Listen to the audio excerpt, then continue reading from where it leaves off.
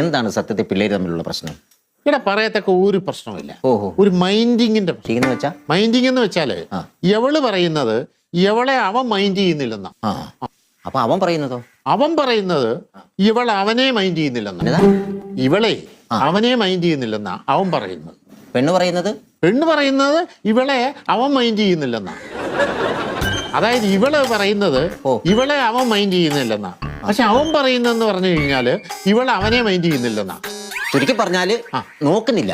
മൈൻഡിങ്ങിന്റെ പ്രശ്നം. മൈൻഡ് ചെയ്യുന്നില്ല എന്നും പറഞ്ഞ് നേരെ ഓടി ഇങ്ങോട്ട് പോരരുത്. അത് തെറ്റായ കാര്യം. ഇപ്പൊ ഞാൻ ഉദാഹരണം പറയാമല്ലോ. നിങ്ങൾ ഈ വീട്ടിൽ എത്ര വർഷമായിട്ട് ജീവിക്കുന്നു? അതെ. ഇവിടെ ആരെങ്കിലും നിങ്ങളെ മൈൻഡ് ചെയ്യുന്നുണ്ടോ? ഇല്ല. എന്നിട്ട് നിങ്ങൾ വല്ലയിടത്തേക്ക് ഇറങ്ങി പോകുന്നുണ്ടോ? ഇല്ല. ഇനിയിപ്പോ എന്റെ കാര്യം എടുക്കാം. എന്റെ വീട്ടില് എന്റെ ഭാര്യ എന്റെ 2 മക്കളും എന്നെ മൈൻഡ് ചെയ്യുന്നേ ഇല്ല.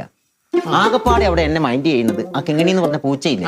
അത് മാത്രം ഞാൻ ഇറങ്ങാൻ നേരത്ത് എന്നൊരു നോട്ടം ഒരൊച്ച.